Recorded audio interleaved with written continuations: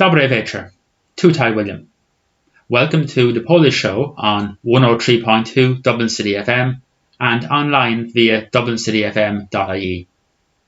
This week, we have an extended interview with Imogene Salva, the author of the book One Star Away, a fascinating work which uses the format of a novel to tell the true story of the author's mother, deported from Poland's eastern borderlands to the Soviet Union during World War II.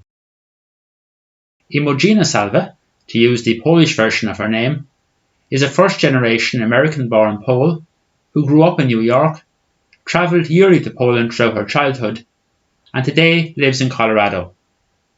She works as an author, speaker, and foreign language teacher.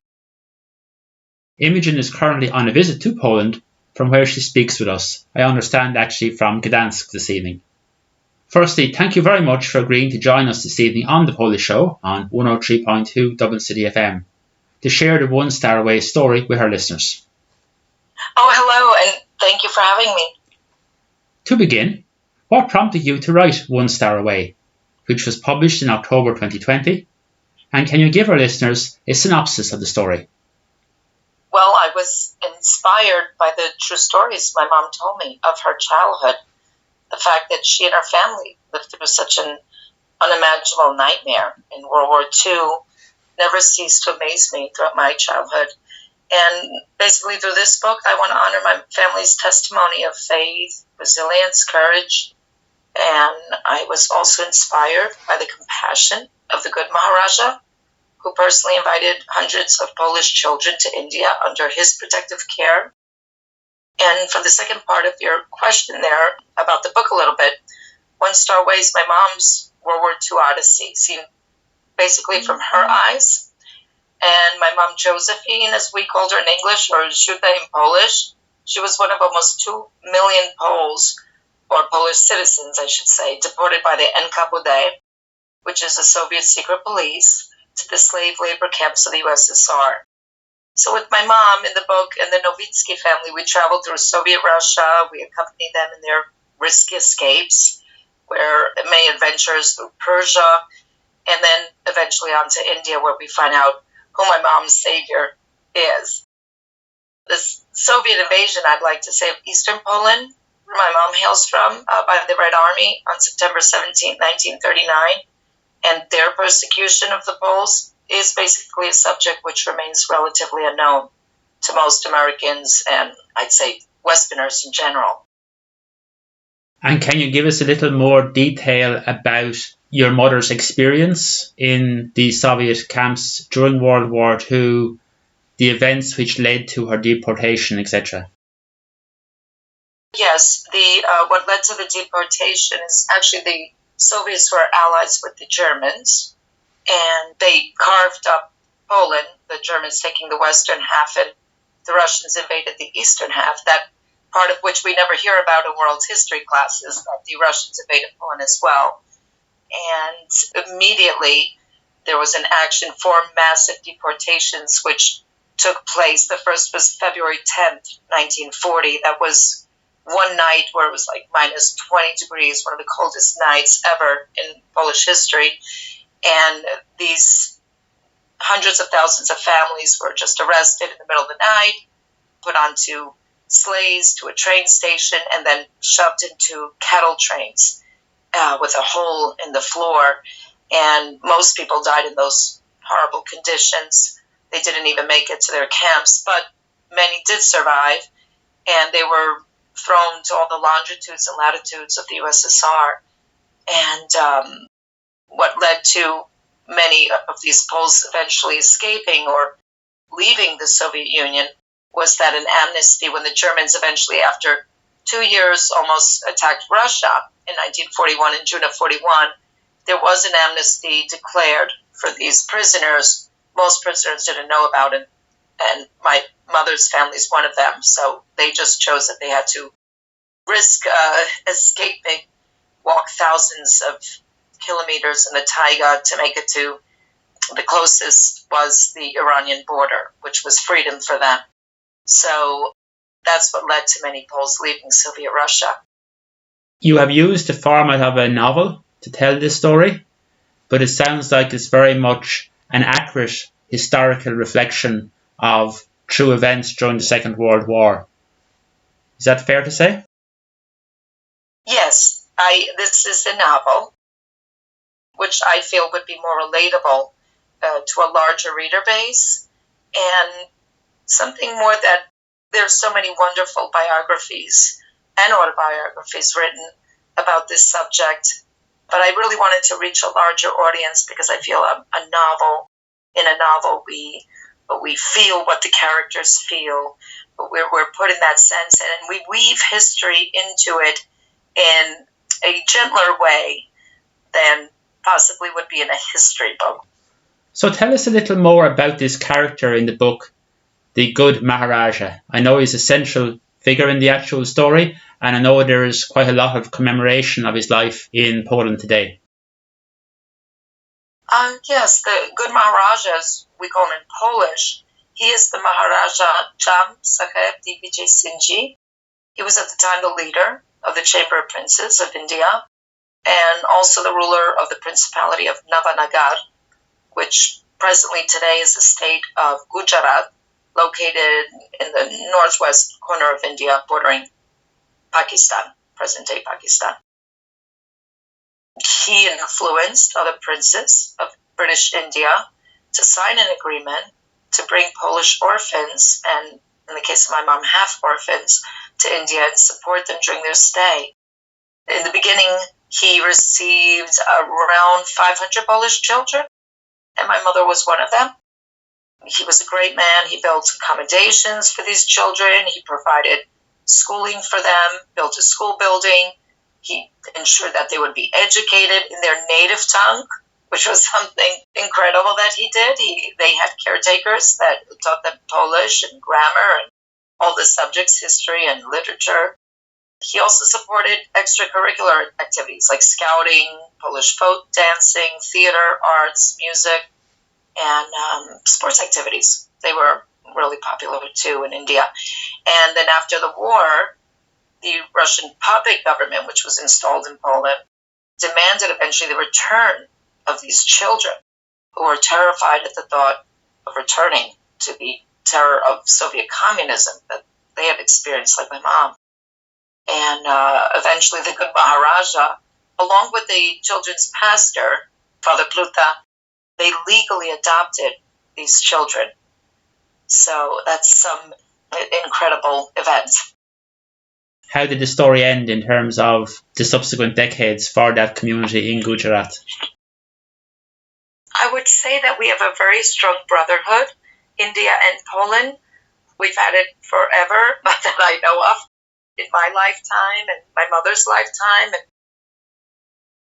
I know India, I believe in 2 years, we will be celebrating at least of diplomatic relations, 70 years. We will have many events. But in the context of my mother and what they went through, this friendship has existed from then and continues till today. Every year we've had occasions to get together, reunions in various countries, predominantly India, Poland, America, the UK. And we strongly, the families who went through these atrocities and eventually ended up in India, the descendants like me and even my children, so like second, third generation, we continue this wonderful friendship through these meetings that we have with our Indian brothers and sisters, and even the Maharaja's family, for that matter, where we gather in Gujarat, in the state of Gujarat, in the capital of Jamnagar. We have traveled back there, and we're still to this day, whether through letter or telephone, very close with those that saved the Polish children.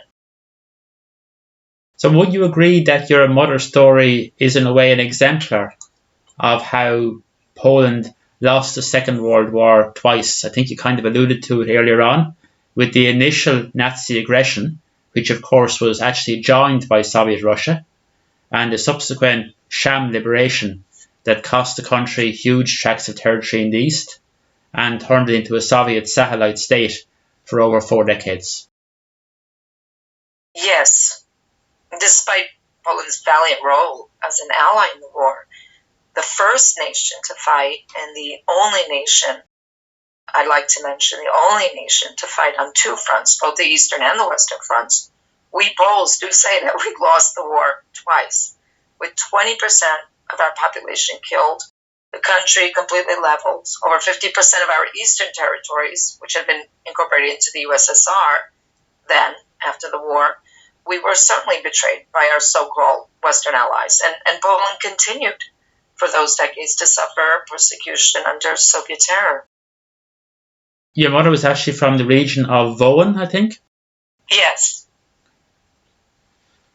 Why do you think the fate of those deported to Siberia is so little known in the wider world even today? Well, I think British historian Norman Davis said it best in One Star Ways Forward. He said that since Stalin's Soviet Union became the ally of the West and the principal victor over Hitler's birthmark, we're apt to judge the Soviet record by different standards, ignoring the blood-stained dictatorship, ignoring mass atrocities and Stalin's odious role during the early years of the war. And I know from my own personal experience in World War II history class that is completely true. For talking about my mom's experience, I was frequently, politely silenced by my teachers. Anything negative about Roosevelt, Churchill, and or Stalin, the big three as we called them back then, was simply in the classroom not permitted. And the millions of innocent lives lost in the multitude of massacres by the Soviets wasn't acknowledged in at least my history books and the history books of old New York City classrooms, and I would gather American classrooms at that time, as I was growing up, late 60s, 70s, even throughout the 80s. And, coming to Poland every year for the summer, for old vacation, I would come very frequently. My father worked for the airlines, and I would come to the other half of my family here. I didn't know which government was worse for covering up these crimes, the U.S., the British, or the USSR. So on a little more optimistic note, what was your mother's life like in the US after the war? Well, it was more optimistic for sure, as you say. It is an optimistic part of her life. However, it was a difficult life. My mother was 15. She was a young 15-year-old when she arrived here in the United States in a foreign land with a foreign language and culture. She came with one sibling, invited with another 48 girls to a Bernardine convent in Pennsylvania. And the Bernardine sisters had invited these girls, and they looked after them all the way until they finished high school, which they gave free education for them. And they gave them wonderful, excellent education. My mom eventually conquered the English language. She became a registered nurse. But her life, as my mother would recall, wasn't really easy, as she lived in a country which denied her experience and pain. My mother was not encouraged to talk about at all what she went through. And I think this was because of the America's, at that time, support of Roosevelt and everything that Roosevelt supported. And so my mother, though, she was a very pragmatic person. She went on with her life, putting that trauma behind her. And she even continued after work every day. She continued her passions as a dancer and singer that she had acquired in India. So she was a really happy person and full of life, just brilliant mind, and wonderful mother.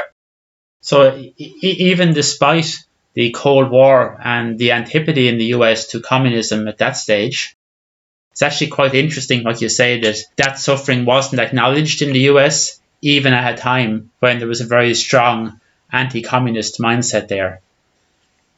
Yes. I read actually in one place that your mother was one of the nurses who cared for the Shah of Iran during his stay in New York after he fled into exile in 1979. Is that true? Oh, yes. My mother was one of the Shah's nurses, where he came to New York City. He was treated for cancer in New York Hospital in November of 79, and that's where my mother worked. And he was the same monarch that as a young boy, a young man, in 1942, he had received thousands of emaciated, sick and dying Poles escaping Bolshevik Russia. And my mother always talked about the hospitality of the Shah, Mohammad Reza Pahlavi, and the Persians. I believe it's in the beginning of the chapter 1, we have a conversation, maybe that's what you're referring to, between my mom and her irate teacher, the Shah, who was not thrilled to be in the country that, as I told my mom, had outdone him. My mother at the time could attest to his feelings of betrayal from what we talked about previously, how Poland was betrayed by their Western so-called allies. And Shah Pahlavi, he was intrigued by my mother, who in an indirect way had personally benefited from his generosity by receiving roughly 120,000 Poles. 80,000 of them were soldiers and 40,000 roughly civilians into Iran. And he had, in that way, I believe, we were, my mother's family and all those Poles were saved from Soviet Gehenna. You're listening to The Polish Show on 103.2 Dublin City FM and online via dublincityfm.ie. Our guest this evening is the Polish-American author Imogene Salva. Possibly a difficult question to answer, but do you think your mother's story and the stories of that generation of Poles has relevance in the context of what we see today in Ukraine, and indeed with the millions of Ukrainian refugees in Poland and indeed elsewhere?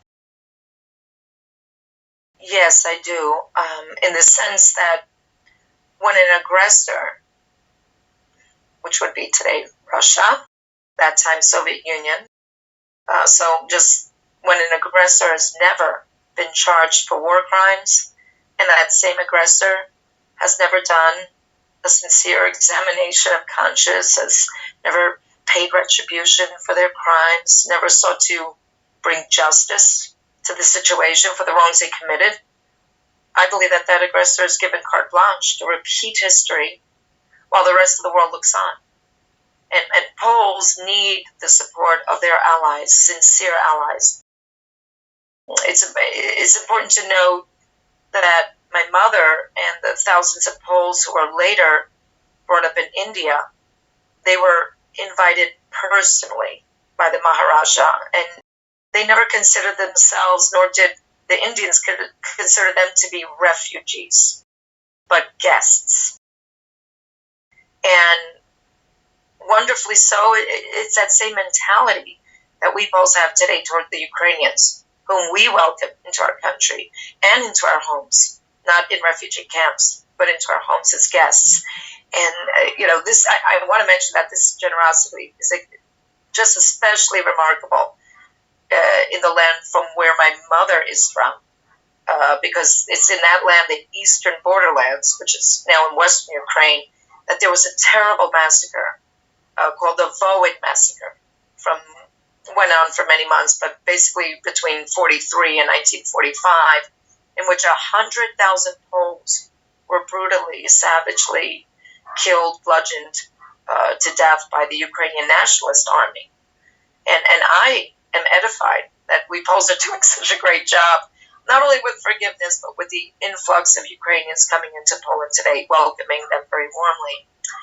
And lastly, I'd say that my mom's story is relevant as well in the context of how well Poland is taking care of not only the Ukrainians, but of the Indian nationals. I don't think this has at all come out into the press, or back in Denver, I tried to get this into the press when the war broke out recently. A few months back, the Polish government airlifted 6,000 Indian nationals, and I believe most of them were students from Kiev in the Ukraine to Poland, to Rzeszów, Poland, and then further back to their country, to India, which was such a brilliant and courageous act. While the bombs are coming down, the Poles are going and bringing all these nationals of India.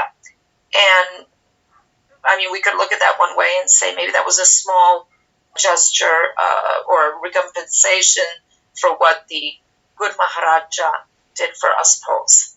Indeed. As someone with deep connections to Poland, but who is primarily resident in the US. What's your opinion of the portrayal of modern Poland abroad? At least prior to the Ukrainian crisis, I think it's fair to say the country was at the receiving end of a lot of criticism in certain quarters in the media in many Western countries, certainly in Western Europe, in North America. Yes, I think it is completely unfair. I think it's ignorant. As I can see, and I've known for many years, Poland has not only looking at the Ukrainians that are here, but prior, as you mentioned, to this crisis, Poland has the largest number of former USSR refugees. We have many Turkmenistan, Tajikistan, Uzbekistan, Kazakhstan. We have so many here, the largest number of any European country, so who are very warmly welcomed into our country. I think this portrayal is just unfair, and I can see the hospitality of Poles. Poles are very hospitable, so I don't agree with that portrayal. So a little more about yourself. What's your next project? Are you planning another novel, another book? When I return back to the United States, I work, I teach, so probably not another novel, but I definitely here in Poland, I'm working with the Embassy of India to bring about more awareness, especially for Indian nationals in India, about this piece of history that they don't know about, and in America as well, in Poland as well. We need to add this into the history books. We need to get this story out there to as many people as we can, because the example of the Good Maharaja, of this hero, we need in the world today. It's such a positive, optimistic, compassionate story of one man who defied the colonial powers to bring dying children and bring them back to health and give them a life. And we need people like this, good people of goodwill, to open up their homes. Unfortunately, we hear in the media just lots of negative things. And I think this piece of history, which is unknown, needs to come to the light. So I'm working on that with the Embassy of India. We have lots of events going on. We recently, just a month ago, had another commemoration to the Good Maharajas, the Maharaja from Kolhapur in the south of Mumbai, which they welcomed 5,000 Polish orphans. My mother's camp went as big as 1,000. But we're working together to bring more awareness about this little-known subject. So you're obviously quite busy then, combining the day job, so to speak, with your passion for sharing the story more widely and communicating it to a wider audience. Yes.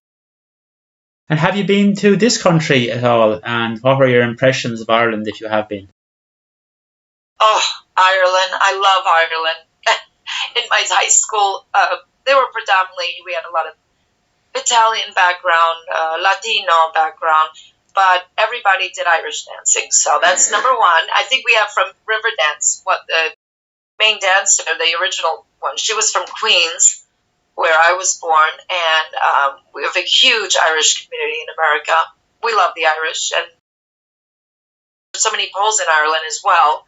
So the many times I've been to Ireland, I hear Polish being spoken, which is amazing. And I know from my family that lives in Ireland, we have some in Cork and Dublin. They say that they feel completely at home, and we have lots in common, I believe, the Poles and the Irish. So when I retire, hopefully in 2 years, I would love to come and live in Ireland if that's possible. Maybe Ireland and Poland. You can combine the two, maybe get the advantages of the Irish weather in the winter and the Polish weather in the summer, although we've had quite a minor heat wave this week here, so possibly our weather is picking up to the Polish level in summer as well. Yes. Finally, how can listeners find out more about One Star Away and indeed purchase copies of the book? I would say that the easiest way is just Amazon.com. I mean, you can even Google it. It'll probably just come up. There's a short commentary on the book with comments, and all the information would be there. One Star Away. I do have a Facebook page, and I'm on some social media, so people can find me there. And I'm working presently, for any Polish listeners, the Polish translation of the book. So that's in the process here in Poland, and when that comes about, I'm sure that the publishing company that hopefully will sign a contract with me here soon, if that comes about, I'll give more information about that later. But for now, I would go to Amazon, and it is as well available in any bookstores. I note the book was actually published in 2020. Given the events of that year, the timing was unfortunate, possibly, was it? Yes, and I did self-publish in America because I did want the story to come out as soon as it could. Many publishing companies, or most for that matter, gave me years of even 2023, 2024, and I did want it coming in, the book coming out before that.